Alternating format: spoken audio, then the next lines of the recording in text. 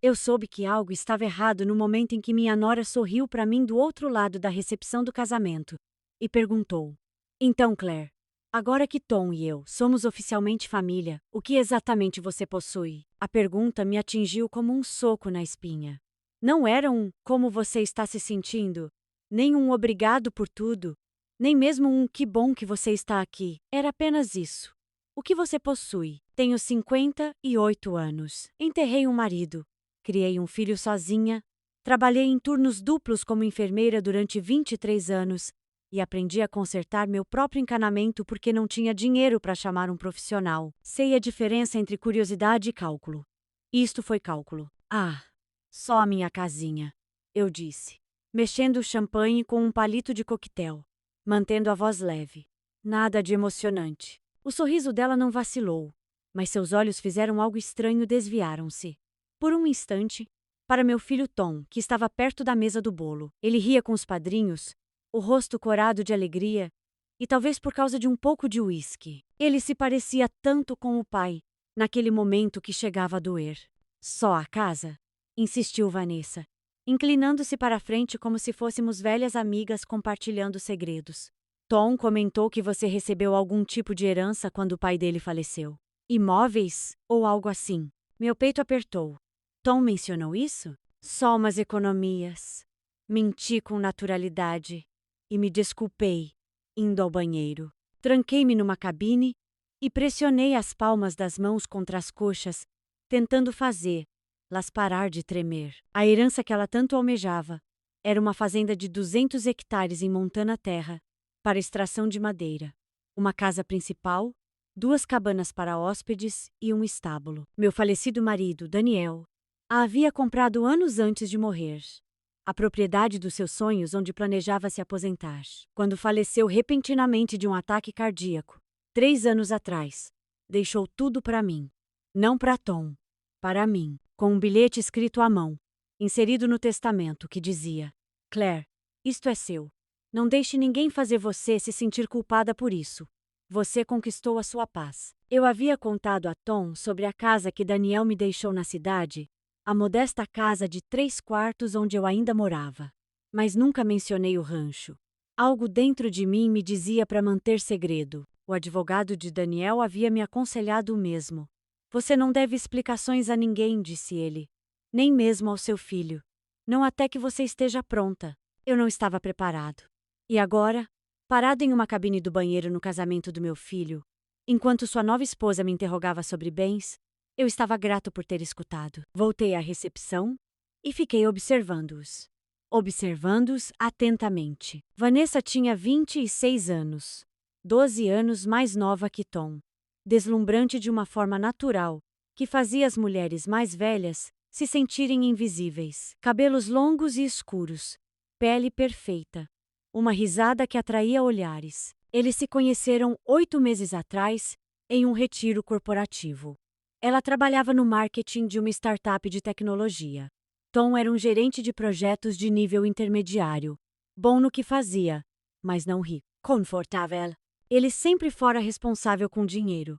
Talvez porque tivesse me visto passar por dificuldades. Mas observando-os agora, notei algumas coisas. O jeito como a mão de Vanessa repousou no braço de Tom, não afetuoso, mas possessivo. O jeito como ela sussurrou algo para ele, e o rosto dele ficou sério, assentindo com a cabeça como um aluno recebendo instruções. O jeito como os olhos dela percorreram o cômodo, catalogando, avaliando. Minha melhor amiga Linda apareceu ao meu lado com 2 fatias de bolo. Você está bem, querida? Vanessa acabou de me perguntar o que eu possuo.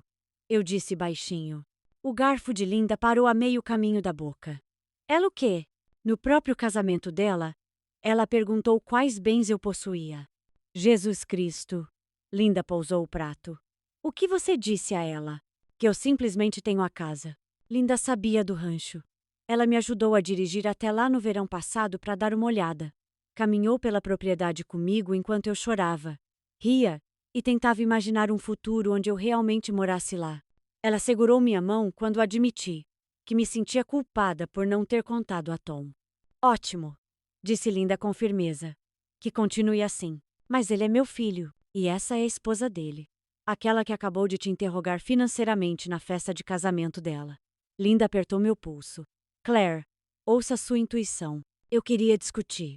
Queria acreditar que estava sendo paranoica, que Vanessa estava apenas puxando conversa, que eu estava projetando meus próprios medos em uma pergunta inocente. Mas eu não conseguia me livrar daquela sensação. Na semana seguinte, Tom e Vanessa voltaram da lua de mel em Bali, uma viagem que custou, segundo Tom comentou casualmente, quase $15.000. Eles viajaram de primeira classe, ficaram num resort 5 estrelas. Ele me mostrou fotos. Piscinas infinitas, praias privativas, massagens para casais. Como você conseguiu comprar isso? Perguntei com cautela quando ele veio jantar em minha casa, acompanhado de Vanessa. Tom deu de ombros, sorrindo. Cartões de crédito. A gente paga. A Vanessa disse que a gente só tem uma lua de mel, né, amor? Vanessa sorriu do meu sofá, mexendo no celular. Não há preço que pague as lembranças. Uma sensação fria se instalou no meu estômago. Eu servi carne assada na panela, o prato favorito do Tom desde os 7 anos. A Vanessa beliscou a dela. Perguntou se eu tinha quinoa e depois fez uma salada com os legumes que eu tinha preparado para a semana. Eu me convenci de que estava tudo bem. Gerações diferentes, gostos diferentes. Mas então, enquanto tomávamos café descafeinado, Vanessa disse: Claire, Tom e eu estávamos conversando. Achamos que você deveria vender sua casa. Pesqui? Desculpe? Um lugar tão grande, só para você. Não faz sentido. Ela se inclinou para frente, com as mãos juntas como uma terapeuta, dando conselhos sinceros. Você está sozinha. Está ficando mais velha. E se você cair? E se algo acontecer? Achamos que você deveria se mudar para um lugar menor. Talvez um apartamento pequeno. Algo mais fácil de administrar. Tom concordou com a cabeça. Mãe, ela tem razão. E você poderia usar o dinheiro para, sei lá, viajar, se divertir. Ou nos ajude com a entrada para uma casa maior? Acrescentou Vanessa, com um sorriso radiante. Já que agora somos família. Estamos procurando casas em Maplewood. Tem uma linda casa de 4 quartos, mas não temos o valor da entrada. Coloquei minha xícara de café na mesa devagar, com cuidado, porque minhas mãos queriam jogá-la. Não vou vender minha casa, eu disse. Mãe, tenho 58 anos, Tom, não 80. Sou enfermeira, trabalho em tempo integral. Sou perfeitamente capaz de morar na minha própria casa. O sorriso de Vanessa se desfez. Claro, só estamos pensando no seu futuro, na sua segurança. Agradeço, disse eu, com a voz firme, apesar da fúria que crescia em meu peito. Mas minha casa não está em discussão. A temperatura no quarto caiu 10 graus. Tom parecia desconfortável. Vanessa parecia irritada. Eles saíram 20 minutos depois, e Vanessa mal se despediu.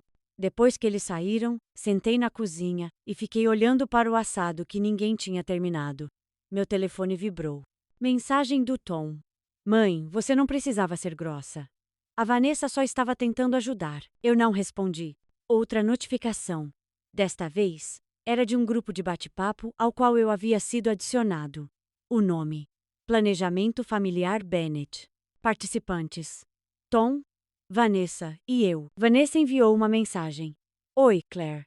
Estou criando um espaço onde possamos conversar sobre finanças familiares, planos para o futuro, etc. Transparência é muito importante. Encarei meu celular como se ele tivesse me mordido.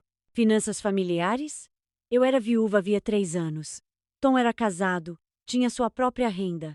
Que finanças familiares? Eu também não respondi a isso. Mas naquela noite, deitado na cama, tomei uma decisão. Liguei para o advogado de Daniel logo pela manhã. Preciso garantir que o rancho esteja protegido, eu disse.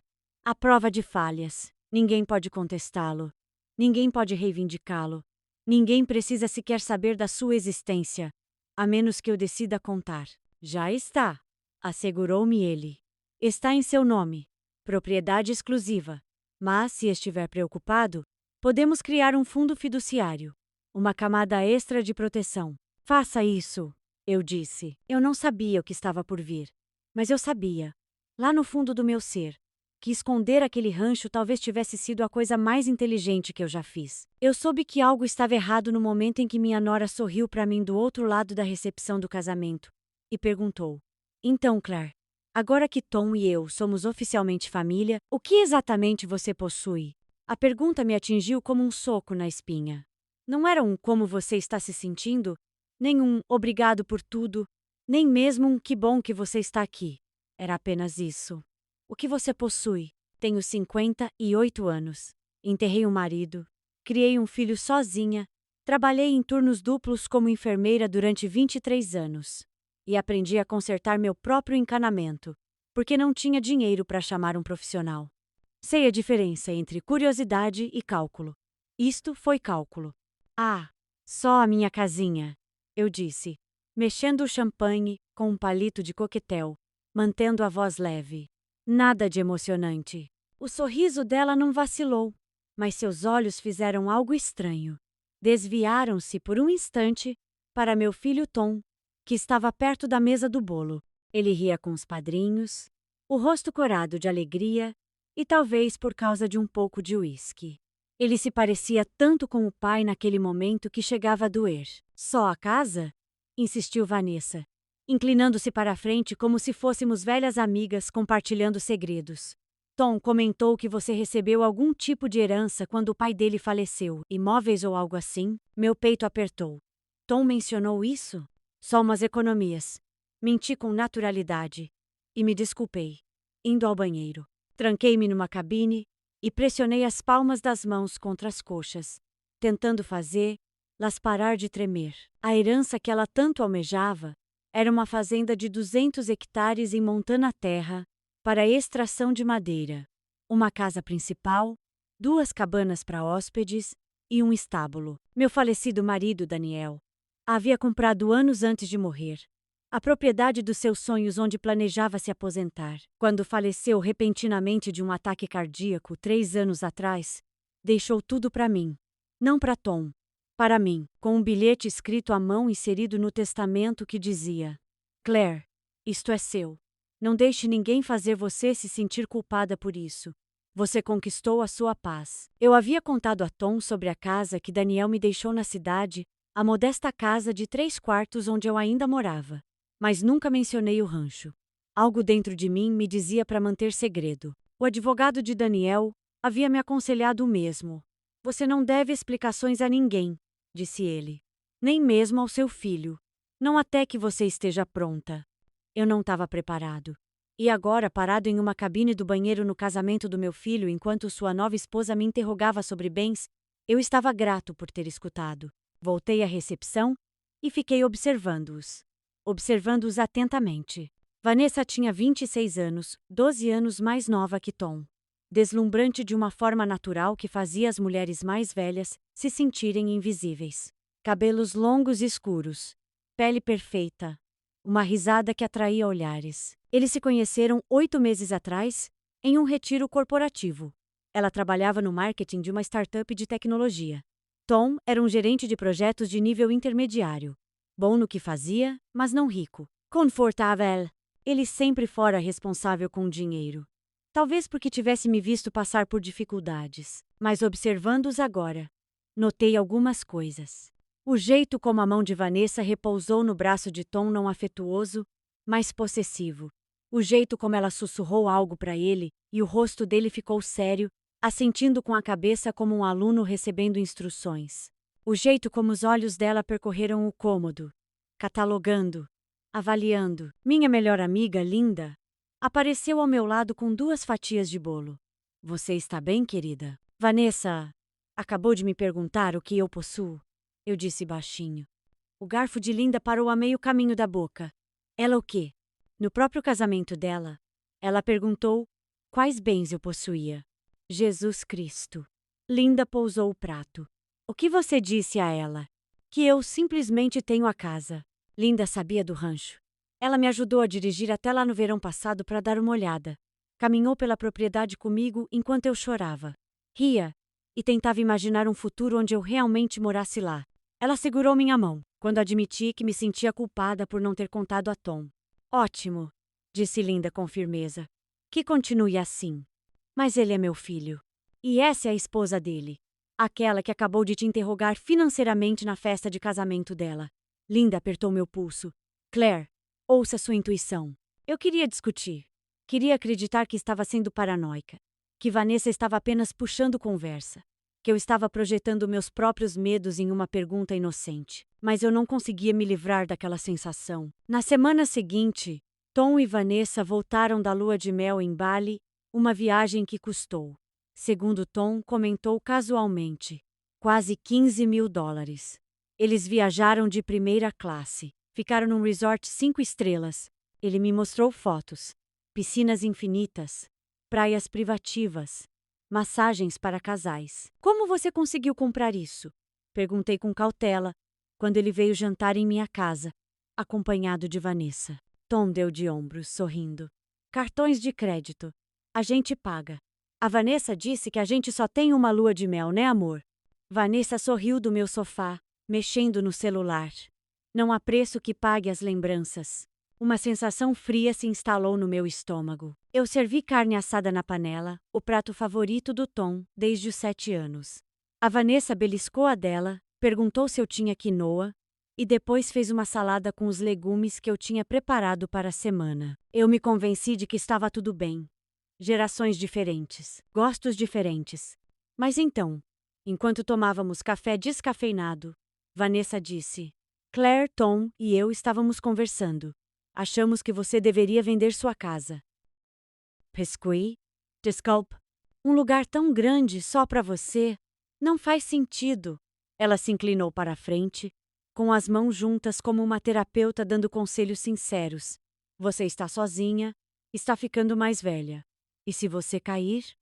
E se algo acontecer? Achamos que você deveria se mudar para um lugar menor. Talvez um apartamento pequeno, algo mais fácil de administrar. Tom concordou com a cabeça. Mãe, ela tem razão. E você poderia usar o dinheiro para, sei lá, viajar, se divertir. Ou nos ajude com a entrada para uma casa maior? Acrescentou Vanessa, com um sorriso radiante. Já que agora somos família, estamos procurando casas em Maplewood. Tem uma linda casa de 4 quartos, mas não temos o valor da entrada. Coloquei minha xícara de café na mesa devagar, com cuidado, porque minhas mãos queriam jogá-la. Não vou vender minha casa, eu disse. Mãe, tenho 58 anos, Tom. Não 80. Sou enfermeira. Trabalho em tempo integral. Sou perfeitamente capaz de morar na minha própria casa. O sorriso de Vanessa se desfez. Claro, estamos apenas pensando no seu futuro, na sua segurança. Agradeço, disse eu, com a voz firme apesar da fúria que crescia em meu peito. Mas minha casa não está em discussão. A temperatura no quarto caiu 10 graus. Tom parecia desconfortável. Vanessa parecia irritada. Eles saíram 20 minutos depois, e Vanessa mal se despediu. Depois que eles saíram, sentei na cozinha e fiquei olhando para o assado que ninguém tinha terminado. Meu telefone vibrou. Mensagem do Tom. Mãe, você não precisava ser grossa. A Vanessa só estava tentando ajudar. Eu não respondi. Outra notificação. Desta vez, era de um grupo de bate-papo ao qual eu havia sido adicionado. O nome: Planejamento Familiar Bennett. Participantes: Tom, Vanessa e eu. Vanessa enviou uma mensagem. Oi, Claire. Estou criando um espaço onde possamos conversar sobre finanças familiares, planos para o futuro, etc. Transparência é muito importante. Encarei meu celular como se ele tivesse me mordido. Finanças familiares? Eu era viúva havia 3 anos. Tom era casado, tinha sua própria renda. Que finanças familiares? Eu também não respondi a isso. Mas naquela noite, deitado na cama, tomei uma decisão. Liguei para o advogado de Daniel logo pela manhã. Preciso garantir que o rancho esteja protegido, eu disse. À prova de falhas. Ninguém pode contestá-lo. Ninguém pode reivindicá-lo. Ninguém precisa sequer saber da sua existência, a menos que eu decida contar. Já está, assegurou-me ele. Está em seu nome. Propriedade exclusiva. Mas se estiver preocupado, podemos criar um fundo fiduciário, uma camada extra de proteção. Faça isso, eu disse. Eu não sabia o que estava por vir. Mas eu sabia, lá no fundo do meu ser, que esconder aquele rancho talvez tivesse sido a coisa mais inteligente que eu já fiz. O silêncio na minha cozinha era tão denso que eu podia senti-lo no paladar. Tom abriu a boca. Fechou-a. Abriu-a de novo, como um peixe se afogando no ar. Vanessa foi a primeira a se recuperar. Claro que foi. Claire, acho que houve um mal-entendido. Não. Levantei a mão. Não houve nenhum mal-entendido. Li todos os e-mails. Todas as mensagens de texto. Vi a planilha onde você estimou meu patrimônio líquido, como se eu fosse um fundo de aposentadoria que você está esperando para resgatar. Mãe, eu posso explicar. A voz de Tom falhou. Então explique. Olhei para o meu filho, olhei para ele de verdade. Seu rosto estava corado, seus olhos marejados de pânico e vergonha. Explique-me por que meu único filho, o menino que criei sozinha, aquele por quem trabalhei em 2 turnos, que eu ajudei a se formar na faculdade, explique por que você e sua esposa estão conspirando para me expulsar de casa e ficar com o meu dinheiro. Nós não estávamos. Tom começou. Você era. Minha voz se elevou involuntariamente. Você pesquisou leis sobre procurações. Você criou planilhas. Você me chamou de egoísta por não financiar seu estilo de vida. A máscara de Vanessa finalmente caiu. Estamos com uma dívida de $40.000, Claire. 40.000. Precisamos de ajuda. Você precisava de ajuda. Eu ri. E a risada saiu áspera e amarga. Você precisava de ajuda? Então gastou $15.000 em uma lua de mel em Bali? Você precisava de ajuda? Então está olhando casas de 4 quartos que não pode pagar? Nós merecemos construir uma vida. Vanessa retrucou. Sua voz agora firme, sem a falsa doçura. Tom trabalha duro. Eu trabalho duro. Estamos tentando formar uma família, comprar uma casa, ter um futuro. E sim, pensamos que a mãe dele talvez quisesse nos ajudar em vez de acumular sua riqueza. Enquanto nós passamos por dificuldades. Acumular minhas... Levantei-me tão rápido que a cadeira arrastou no chão. Tenho 58 anos e ainda trabalho em tempo integral como enfermeira. Não estou acumulando nada. Estou vivendo. Na casa que possuo. Com o dinheiro que ganhei. Isso Daniel mereceu, respondeu Vanessa irritada. O cômodo ficou em completo silêncio. O rosto de Tom empalideceu completamente. Vanessa, não. Deixa terminar. Eu disse, com a voz mortalmente calma. Diga o que você realmente quer dizer. Vanessa também se levantou, os olhos brilhando de raiva, e algo ainda mais feio. Um sentimento de direito adquirido. Seu marido trabalhou na construção civil por 30 anos. Ele deve ter deixado um patrimônio considerável para você. Aquela casa, mas tudo que ele tinha isso, não é só seu, Claire. Tom é filho de Daniel. Ele tem direito à herança do pai. Ele herdou o legado do pai, eu disse. A faculdade dele, paga à vista. Um carro quando se formou. Um pai que o amou por 18 anos antes de morrer. O que Tom não recebeu, o que ele não tem direito, é a minha herança. Então tem mais. Os olhos de Vanessa brilharam de triunfo, como se ela tivesse ganhado algo. Eu sabia. O que é? Imóveis para investimento? Terrenos? O que você está escondendo? Olhei para meu filho. Ele não estava me encarando. Tom, eu disse baixinho. Olhe para mim. Ele finalmente o fez. Seus olhos estavam vermelhos. É assim que você é agora? Perguntei. É assim que você se transformou? Mãe, nós só precisamos de um pouco de ajuda. Só para começar. Você tem mais do que precisa. Você não tem ideia do que eu tenho ou do que eu preciso. Minha voz falhou. Você não me perguntou como eu estou. Você não perguntou se estou sozinha, com medo, ou se ainda estou de luto pelo seu pai. Você não perguntou se eu tenho sonhos ou planos. Você simplesmente olhou para mim e viu uma conta bancária. Isso não é justo. Você fez uma planilha, Tom. Ele se encolheu como se eu tivesse lhe dado um tapa. Vanessa cruzou os braços. E agora? Vão nos cortar o apoio? Vão nos punir por sermos honestos sobre a nossa necessidade de ajuda financeira? Honesta? Eu ri de novo. Aquele mesmo som quebrado. Você está mentindo e manipulando há semanas. Apareceu no meu local de trabalho. Tentou me convencer de que sou velha demais e incapaz de morar sozinha.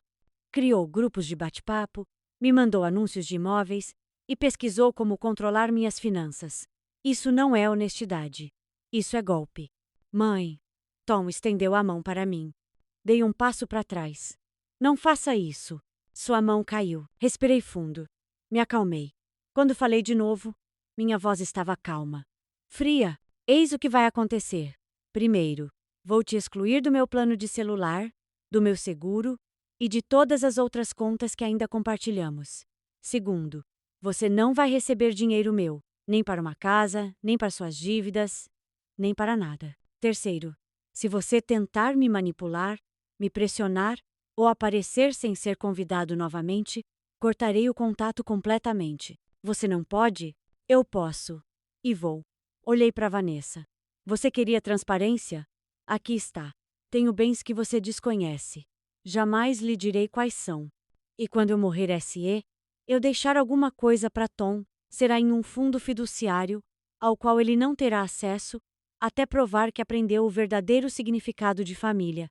O rosto de Vanessa se contorceu de raiva. Seu rancoroso, egoísta. Saia da minha casa. Mãe, por favor. A voz de Tom falhou completamente. Por favor, me desculpe. Me desculpe mesmo. Eu não estava pensando. Não, você não estava. Caminhei até a porta da frente e a abri. Saia. Vanessa pegou seu laptop e passou por mim furiosa, sem dizer uma palavra. Tom ficou paralisado na minha cozinha, com lágrimas escorrendo pelo rosto. Mãe, por favor, eu te amo. Então você deveria ter agido como se fosse, sussurrei. Ele saiu. Fechei a porta atrás deles e tranquei-a. Depois, desabei contra ela. E solucei tanto que achei que meu peito fosse se abrir. As mensagens começaram a chegar dentro de uma hora. Tom. Mãe, por favor, fale comigo. Eu cometi um erro terrível. Me desculpe, Tom. Eu e a Vanessa estamos brigando. Ela diz que eu sou fraco. Mãe, eu não sei o que fazer. Tom, por favor. Você é tudo que me resta. Eu não respondi. Então vieram as mensagens de voz. Tom chorando. Pedindo desculpas. Implorando. Então Vanessa, com sua voz doce como melosa novamente. Claire, acho que todos nós dissemos coisas que não queríamos dizer. Vamos agir como adultos. A família é o que importa, certo? Bloqueei o número dela. As mensagens de Tom continuaram por dias. Dezenas delas. Depois diminuíram.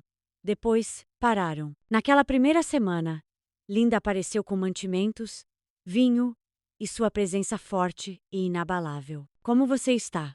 Ela perguntou. Sinto que perdi meu filho. Eu disse. Não, querida. Você perdeu uma ilusão. Seu filho ainda está aí dentro em algum lugar. Ele só precisa se reencontrar. Eu queria acreditar nela. 6 semanas depois. Eu estava no rancho, supervisionando alguns reparos nas cabanas de hóspedes, quando meu telefone tocou. Número desconhecido. Quase não atendi. Olá. Trey Bennett? Aqui é Patrícia Cordova. Sou consultora financeira da Evergreen Credit Services. Seu filho Thomas Bennett a indicou como referência para a consolidação de dívidas. Senti um frio na barriga. Eu não concordei em ser uma referência. Entendo. Estou ligando porque, bem, o Sr. Bennett e sua esposa estão passando por sérias dificuldades financeiras. Eles atrasaram vários pagamentos. A dívida deles chegou a quase $60.000. Ele mencionou que talvez você pudesse ajudar com um empréstimo familiar? Não, respondi firmemente. Não vou ajudar. E por favor, retire meu nome de toda a papelada. Claro. Só achei que você deveria saber eles correm o risco de falir. Depois que ela desligou o telefone, sentei-me na varanda da casa da fazenda e fiquei olhando para as montanhas. $60.000. Meu filho estava se afogando. E todos os instintos do meu corpo gritavam para que eu o salvasse. Mas a voz de Linda ecoava na minha cabeça. Se você o salvar agora, ele nunca vai aprender. Ele vai se afogar de novo e vai levar você junto. Eu não liguei.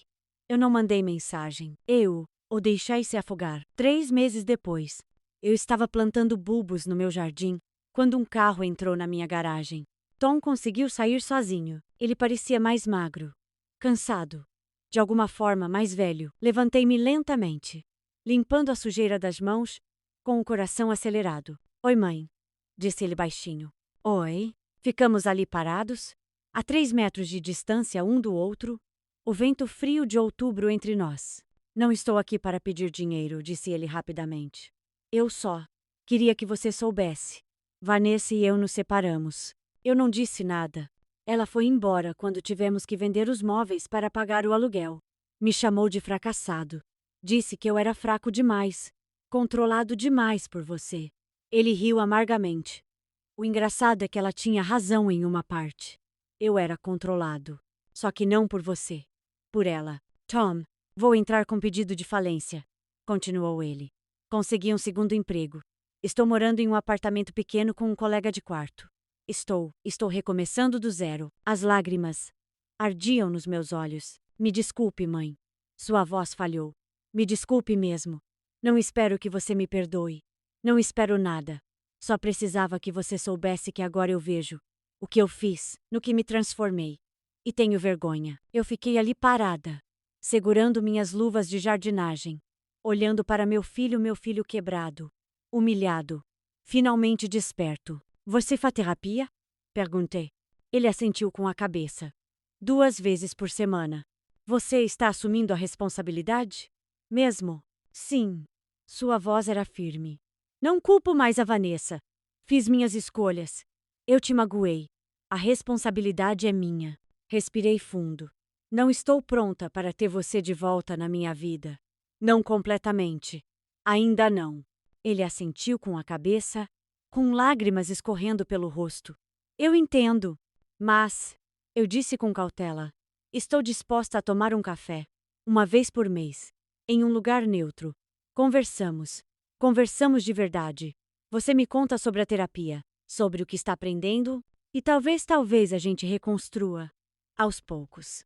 Sim, ele sussurrou. Sim. Obrigado. Obrigado, mãe. Não me agradeça ainda, eu disse. Você tem um longo caminho a percorrer. Ozai. Ele saiu alguns minutos depois. Eu vi o carro dele desaparecer rua abaixo. Então entrei. Liguei para Linda e chorei por 1 hora. Você se saiu bem, disse ela. Será que fiz isso? Você o amou o suficiente para deixá-lo cair. Esse é o tipo de amor mais difícil que existe.